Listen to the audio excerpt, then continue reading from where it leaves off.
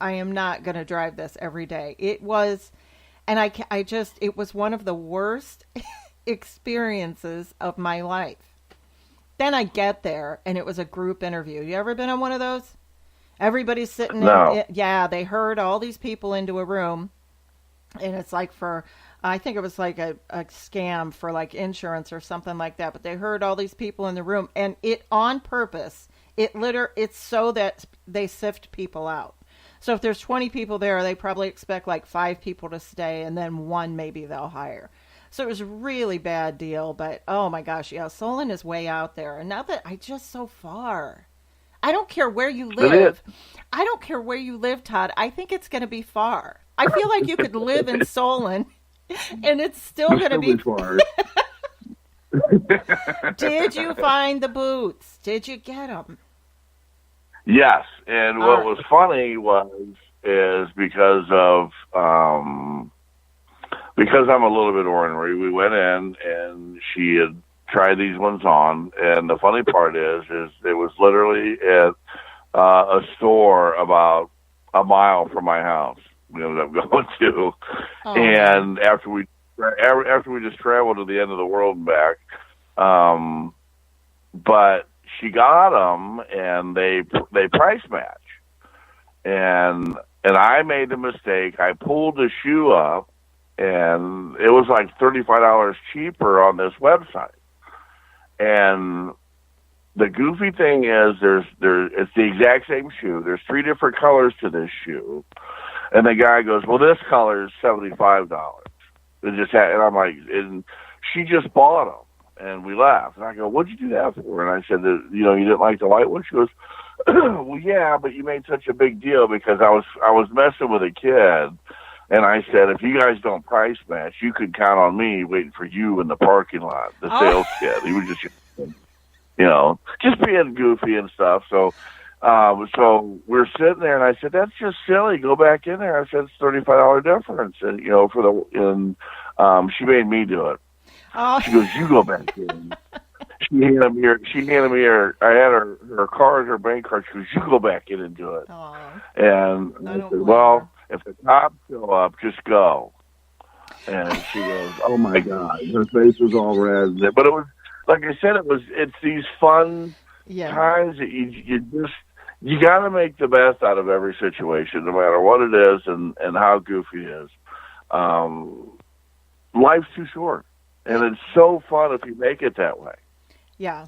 And it really, So, I mean, like you said, that might have, you know, irritated you before, or gosh, just make up your mind kind of a thing. And I'm very fortunate to be in a situation like that right now. I have somebody who is just that easygoing, and we just laugh, and it's just nonsense. It really is, and I'm really really blessed, Todd, to have Tim in my life, and to be able to do those kind of things and not take it all so seriously.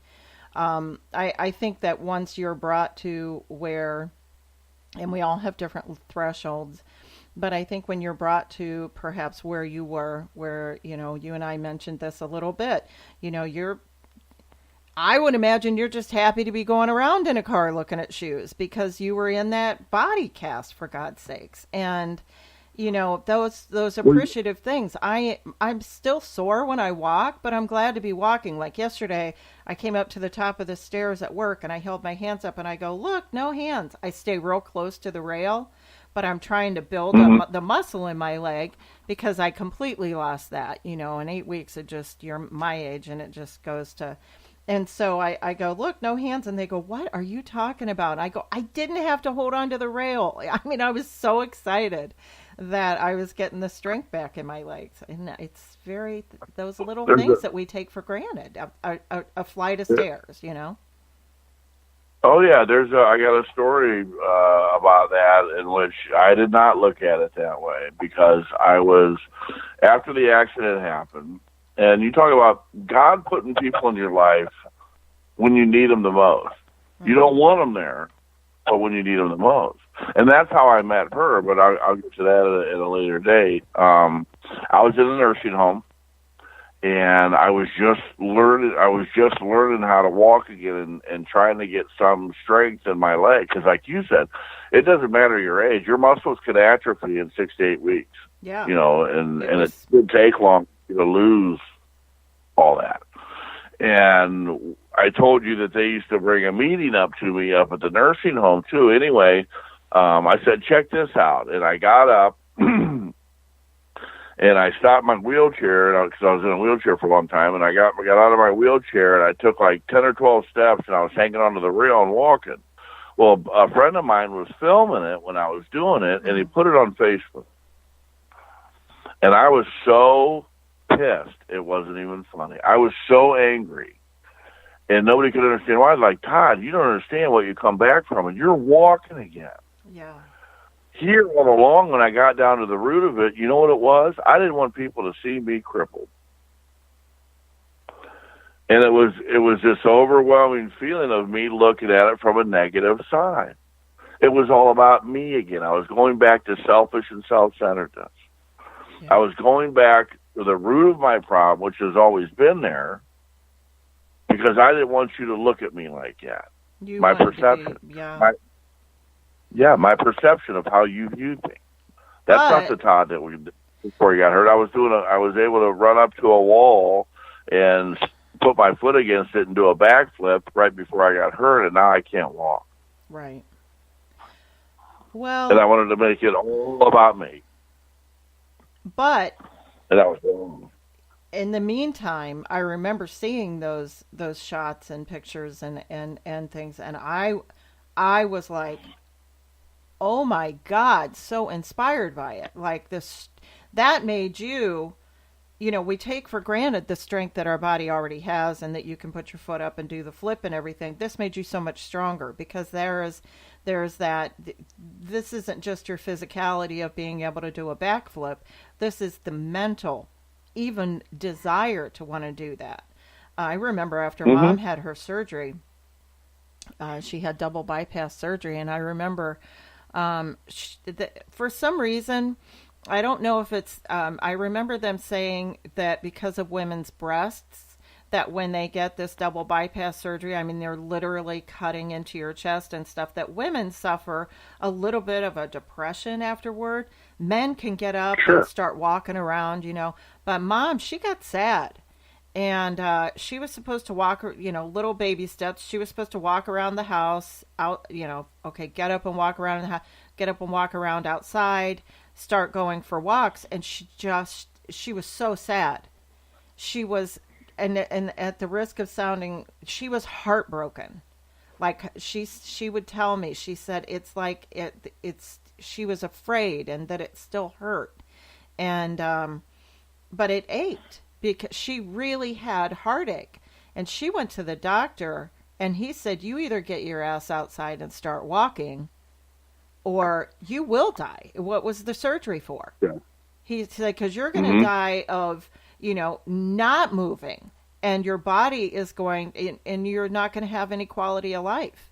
And so that's what I'm talking about, Todd, that you didn't stay in a place, and she did, and we know Mom, and she went on to live many, you know, good years after that, and get on airplanes and go to Vegas and Chicago like she was 20. It was just unreal, her little spurt of traveling there. But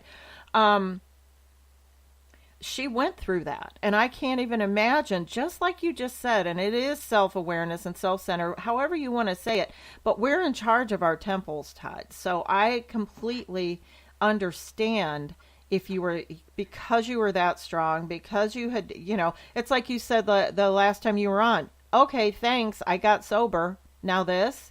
So you start doing that, not necessarily the why me, but okay, why me? What the hell is going on here? So I was impressed with you even having the will to want to do that. And there was a long time, and I don't want anybody to get any type of misconception like I have some type of like an S on my chest. I wanted to quit. I wanted to give up, and people would not let me. God doing for me what I could do for myself and working through others. One of the biggest ones was my girlfriend, and she at the time She saw it all. She saw all the latter part of the surgery. She saw not only me having to learn how to. They used to come and pick me up. And you were talking about shopping. Well, I used to have to go with her and her friend Caitlin. Not have to. They'd come get me, and they'd load my wheelchair in the car, and we would go to the store, and I'd be following these two ding-dongs around the store in a wheelchair, and these people probably thought, what in the hell? Yeah. And I'm like, what? I got two casts on, one, and scooting around with one leg following these two women around. And while we're just out shopping, and they were doing that for my mental stability. They were doing it. There were times when they would come down and do physical therapy with me every day. And a lot of times she would spend the night with me. And they'd come and knock on the door, and I didn't want to go. I didn't want to do it because it hurt so bad. I didn't want to do it because I wanted to quit. And she'd make me get out of bed. She'd make me get in my chair and go up there. She would make me do the things I didn't want to do. Not just her. There were several other people, but I had this constant push. I wouldn't have had these people if I wouldn't have done the things I did to get to that point in my life. At the time, I didn't look at it that way. Yeah. Until further down the road. I had these things, and that's why it's so bad to isolate. If you're, some people, that's their thing. But knowing us and our family, we like to be around people. Even, we may not want them there at the time, but we need them. And that's one thing that Dad did. Dad, for a long time, isolated. Yeah. And I think he just didn't know how to cope with, like we talked about before, just that maladjustment to life, not knowing what to do outside the box. Once everything changed and, after he had gotten divorced and gotten sober, he was like, well, hell, what do I do now? But he did. He focused on us a lot, even when we were going through our worst times, and he would do his best. And, like you were saying, when he would sit down to eat, especially somewhere else, if somebody made a home-cooked meal, he was all over it. Yep. We would go to car shows sometimes with Aunt Cleo and Uncle Paul, or just Uncle Paul. You couldn't beat him out of there. When we went to that one down in Madison, when you actually lived down there. Yep. Oh, my gosh, he was in heaven. You couldn't beat him out of there. Yeah. I have so many pictures of him standing next to these cars, it's funny, they make fun of it now, but my dad used to wear them New Balance shoes, and he always had quitter socks on, and his cargo shorts, and he was just happy as all get out.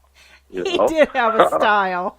He did. It was his signature. It was his signature. He was adorable. You bring up that car show and stuff. I just ran into some of those pictures the other day. That is a really cool show. And I know, I think what you were getting at is that if you were with Paul, then you probably went back. He was so appreciative of that, like you're saying, that food, and especially if you're at Cleo's house, anything she makes is amazing. But he was so appreciative, and that isolation is, even though I had a job and even though I went to work and I came home, absolutely, because you get inside your head. I mean, it's almost paralyzing where where you're pushing yourself to walk. I was pushing myself to go to work. I was pushing. I would sit at a stoplight and my heart was so broken. And then to have Buster pass away, which was my little dog, my Yorkie he was 13 and a half. Well, now that's it. That's it. I mean, I wasn't going to do anything stupid, but I was like, okay, what am I accountable for? Who needs me? Right. I'm not, what? I'm not, Todd, I'd spent the last 24, 25 years of my life cooking, cleaning, doing something. And now here I was in this house all by myself, eating up my own brain with all these thoughts of, just my past, whether it was the relationship I had left or, the divorce after 21 years. Could I have done something different the morning Dad died? I should have come home sooner to see my mom. And like you said, you get so caught up in those damn feelings, you forget about, I had 21 amazing years with Dad. the Right. night that Mom died, her and I had the most beautiful conversation. It was something about the moon, and that when we looked at the moon, it Hmm. was the same moon